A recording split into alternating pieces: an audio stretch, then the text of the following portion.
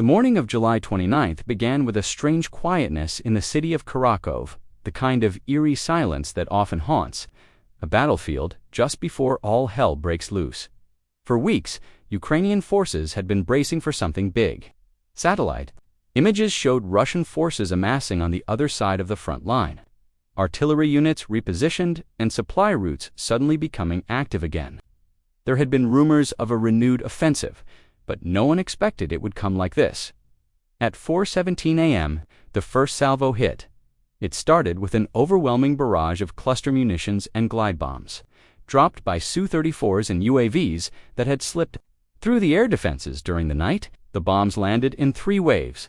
The first targeted known Ukrainian positions, trenches, artillery nests. The second hit logistical nodes, warehouses, field hospitals, fuel reserves. But the third wave, it was different. It struck the city center, residential areas, markets, emergency shelters. Sector 3 is gone. The voice cracked through the comms channel of the 79th Air Assault Brigade.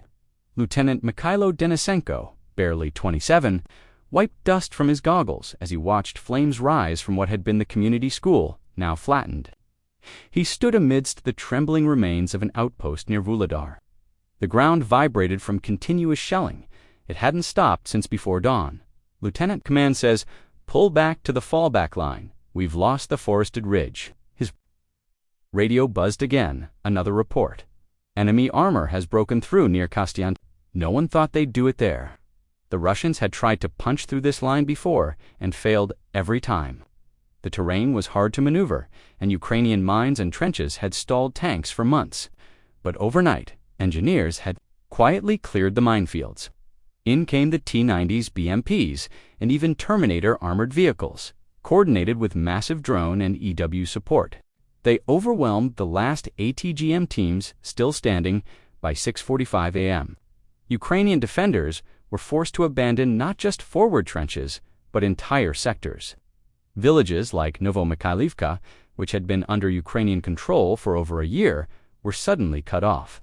The 53rd Mechanized Brigade tried to send reinforcements. They never made it.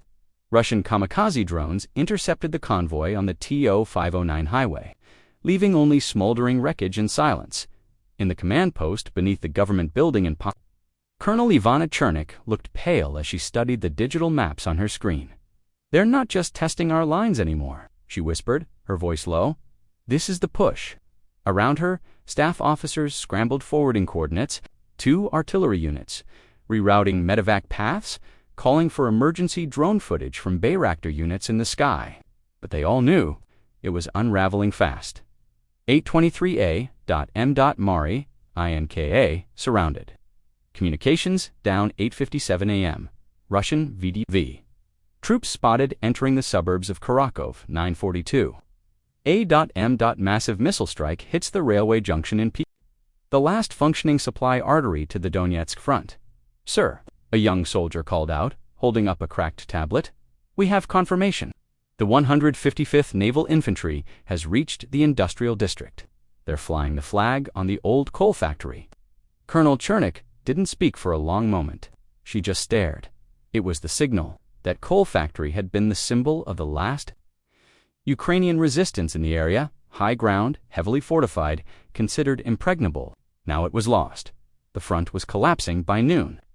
President Zelensky addressed the nation in a somber video from Kyiv. His eyes were dark, jaw clenched. The morning of July 29th will go down as one of the darkest days of this war. The Russian Federation has unleashed a full-scale ground assault across the Donetsk axis, supported by relentless aerial bombardment. Our brave defenders are fighting back with everything they have, but the situation is critical.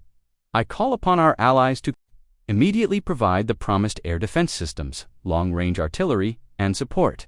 We are not just defending Ukraine, we are defending Europe from tyranny. Meanwhile, in Moscow, Russian state media erupted in celebration. Channels flashed bold red headlines. Breakthrough, Russian armed forces shatter Ukrainian defenses in Donbass. President Putin made a rare morning appearance, standing before a massive backdrop of the Russian tricolor. "Greater than this is not just a military success," he said coldly. "This is history correcting itself. The Donbass is returning home." But On the ground, it was no moment of glory. It was a hellscape. Ukrainian soldiers, many of them conscripts with barely 2 months of training, found themselves retreating through burning fields and forests. Medevac teams rushed through artillery storms, evacuating the wounded and dead under drone surveillance. Civilians fled in panic, creating chaotic bottlenecks along remaining highways. In one heartbreaking moment, a nurse named Katerina was seen on a viral livestream from her phone, standing outside a collapsed clinic in Kharkov, screaming for help. "Greater than we need ambulances. There are children here. Please." The screen went black as another explosion thundered behind her. By 3 p.m., the entire Ukrainian southern Donetsk sector had become a shifting war zone. What was once a stable, albeit violent line had become a mass of arrows, explosions, and ghost towns. A large part of territory between Vuhledar and Kharkov had fallen under Russian control. Western analysts reacted in disbelief. "Something changed in the Russian strategy," said retired British General Mark Wallace during a BBC panel. "This wasn't just brute force. This was coordinated, high-precision warfare. They've learned this is bad." The Pentagon released an emergency statement, noting the deep concern over Russia's territorial advances and pledged to expedite air defense packages. Already promised, but for the exhausted soldiers digging in at the new fallback lines west of Pokrovsk. That help felt like a lifetime away. Night fell over a different map, the front lines redrawn, the cost unknown, the survivors scattered, and somewhere in a dark trench, with blood drying on his gloves, Lieutenant Denisenko whispered into his cracked radio, "Greater than if we fall back more. There will be no line left to fall to." Because the morning of July 29th wasn't just another day of war. It was the morning the front cracked. It was the moment the unthinkable happened. It was the beginning of the end of that territory.